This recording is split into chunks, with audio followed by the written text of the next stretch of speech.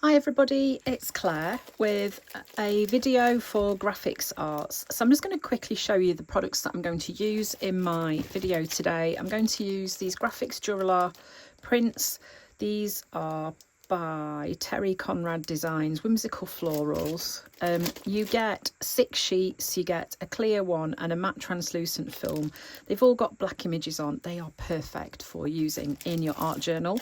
I'm going to use some of this clear film Computer Grafix. It's adhesive backed and you can go through your inkjet printer. This one is a rainbow film, so it's the same sort of idea, but this one's like a rainbow shimmer film. And then I'm going to use some archival Double-Tack, so that's like a double-sided adhesive film as well. I'm going to print some images using Collage soup onto these substrates and then show you what I'm going to create in this little journal that I made using some of the graphics chipboard. Okay. You can also head to the Graphics Arts website where you can find all of these products and lots of inspiration, tips and tricks on ways to use all the wonderful products that graphics have to offer. So here's a little list of the products that I've used. So I'm working in a 6-inch journal, which I've created using some of the mixed chipboard. I'm using some clear film and rainbow film. They're both inkjet printer compatible, so you can add any images onto these at all, and they have an adhesive backing. And then I'm also using some of the whimsical florals in the printed Dura-Lar. So the printed Dura-Lar is great because you can add your own colours to it, or you can use it just as it is. So let's get started. So I've printed all the images that I want onto the different substrates, including as well a piece of printer paper. I'm adding a thin layer of white gesso to the chipboard background, just so that when I use the clear film that the colours are true. This is a sheet of ordinary printer paper, and I'm just going to add that as my first layer. So I'm tearing that by hand and I'm going to glue it on using some gel medium. So then I spend a bit of time using the different substrates. So that's the clear film, the inkjet printer one, and the rainbow film. And I've printed different colours onto these. And I'm cutting these into different shaped strips, which I'm also layering onto my page. So in effect, I've kind of created like my own sort of washi tape, I guess, using these substrates from graphics. It's a super easy way to play. You can see that one there was the clear film, so that's going to let some of those colours come through from behind. That piece is the rainbow film. So it's all going to work together to create a really layered, colourful background. And I'm just going to keep adding these pieces onto my 2 pages until I have covered all of the background on my journal pages. So I've got that to a point where I'm happy. This is going to be my focal image. This is also from Collage Soup, and I have just printed this onto printer paper, cutting her out, and I'm going to stick her on. Now, because my background's quite busy and detailed, there is the possibility that she might kind of disappear into the background. So just to counteract that, I'm going to add a little, almost like a halo of white around where the image is going to be. And that's just going to create like a little area of calm for the image to sit on so that it can be a bit more visible. So you can see the background has got a really lovely quality. It's got all those layers of colour and the clear film, the rainbow film and the printer paper. It's really fun to mix all these different substrates together. You get a really interesting effect on your page. So I'm just giving that a quick dry before I go in and stick the image onto my page. I'm just using some of the Dina Wakley Media Glue to stick that down. It's one of my favourite glues, I've got to be honest. This is a stencil from Natalie May Scrapbooking, and I'm just adding some little circles onto the background. So I'm not going to go in heavy with stencils. There's already quite a lot going on in this background. I just wanted to add some Next, I'm going to use some of the Dura-Lar prints from the Whimsical Floral set.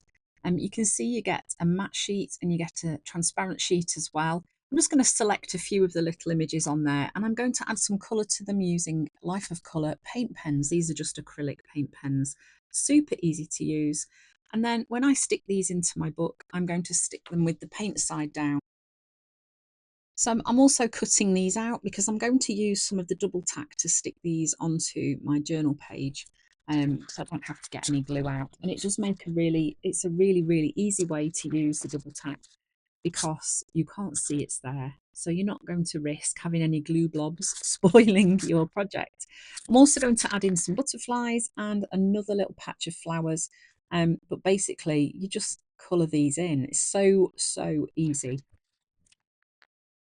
So here you can see that I'm adding them onto a sheet of the Double-Tack. So you peel one of the sides back and it reveals the sticky piece. So all I'm doing here is adding that stickiness to the back of these images, and then I can cut them out again, peel the backing off, and I have got, it's so easy. Look at that. You can stick them straight onto your work, almost like creating stickers really. But it's super easy. Making it look difficult because I have nice nails, because my daughter is a nail technician. It's really not that hard to peel the backing off, honestly. Absolutely promise. So I'm just popping those in place, and then I'm going to start adding the finishing touches to my page. So one thing that I like to do when my journal pages get to this point is to add some contrast. So I've got lots of colour, there's lots going on. I need some black and white on there. So I've used some pieces of the black and white images that I got from Collage Soup, and I've made them into these kind of long stickers, a bit like washi tape. And I'm just adding those across both pages. That's just going to help connect those pages together. Super easy. Again, that's got the Double-Tack on the background. Oh, not the background, on the back of it. So you are just, it's such a great way to make stickers, and I think it's something that I will be using an awful lot. So adding those on just gives me a bit more contrast on my page, and then I'm going to add some words onto there too. So I have a little stash of words that I've printed out and stenciled and stamped in a little bowl, and I often just go and I look and think, well, what speaks to me today? What words do I want to pop on here? So I found these three, and because they're printed on black, I thought they'd work quite nicely with the page, and continue to work with that kind of contrast element that I wanted on there.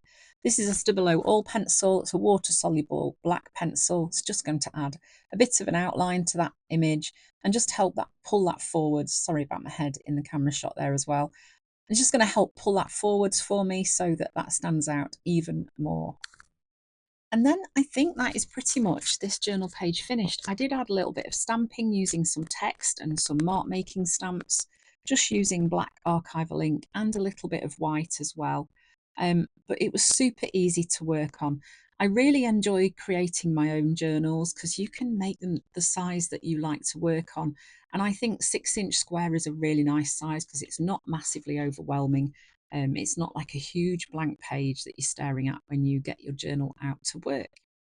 So there's the project in its finished state, using all those lovely products from Grafix. Lots and lots of fun to work with. So don't forget, you can head to the Grafix website for more inspiration, tips and tricks on how to use the wonderful Grafix products. As always, thanks for watching. I hope you've enjoyed the video, and I hope to see you again soon.